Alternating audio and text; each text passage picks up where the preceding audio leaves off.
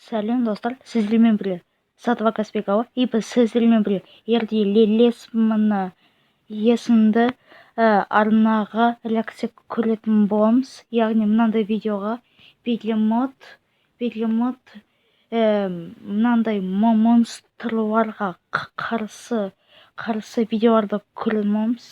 Видеоға лайк басып беріңіздер және де арнаға тіркеліп кетуді ұмытпаңыздар міндетті түрде. Ал ендеше видеомызды 1, 2, 3 бастаймыз.